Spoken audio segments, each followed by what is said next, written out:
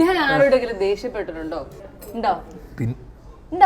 ഞാൻ 2000 തിരയൊക്കെ ചെയ്തോണ്ടിരുന്ന തിരയിലുള്ള ആ angry young man അല്ലേ, ഞാൻ ഭയങ്കര ആംഗ്രി യങ് മാൻ ആയിരുന്നു ആ സമയത്ത്. അങ്ങനെ ആംഗ്രി ഞാൻ ആ സമയത്ത് ഭയങ്കര ആംഗ്രി യങ് മാൻ എന്ന സമയത്ത് ഈ ബേസിൽ എന്ന് പറഞ്ഞ അവൻ എന്നെ കൊണ്ടുപോയി കുഞ്ഞിരാമായണം ചെയ്യിപ്പിച്ച് എന്നെ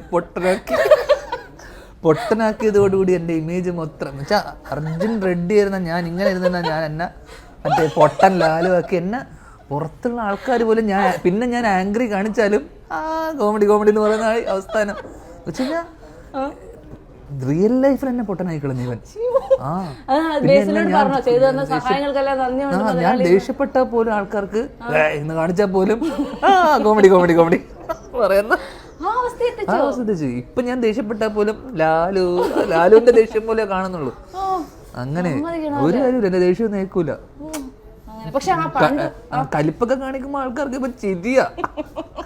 ഞാനതല്ല ഇപ്പൊ അടുത്ത് മറ്റേ പോലീസായിട്ട് ചെയ്തിട്ട് ഞാൻ കാണിച്ചു കഴിഞ്ഞാൽ കോമഡി വലിയ പാടാ ഇമേജ് ബ്രേക്ക് ചെയ്ത് വരാൻ. പൊട്ടനാ ഇമേജ്. പക്ഷെ കുഴപ്പമില്ല, അവനും ആ പൊട്ടൻ ഇമേജ് ഉണ്ട്. അതുകൊണ്ട് പോലോ മരപ്പൊട്ടൻ ഇമേജ് അവന്. ജനമല്ലേ. പിന്നെ വേറെ കാര്യമുണ്ട്, അവന്റെ ആ ഇമേജ് മാത്രമല്ല, അവൻ ജീവിതത്തിലും അങ്ങനെയാ.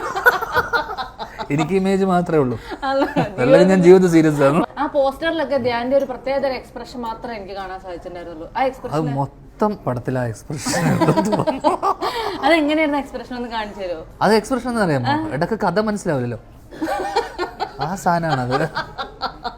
പേടിച്ച് പടച്ചോനെ ഡയറക്ടർ അങ്ങനത്തെ എക്സ്പ്രഷൻ ഉണ്ടല്ലോ. കഥ അറിയില്ല, ഏതാ സീന്, ഏത് സ്ക്രിപ്റ്റ് വായിച്ചിട്ടില്ല, എന്ത് ചെയ്യും, പെട്ടെന്ന് തീരും, രാത്രിയാവോ, സമയം എടുക്കുവോ, അങ്ങനത്തെ എക്സ്പ്രഷൻസ് ഉണ്ടല്ലോ. അല്ല ഞാൻ പൊതുവേ ആ എക്സ്പ്രഷനാണ് എനിക്ക് വരാറ്.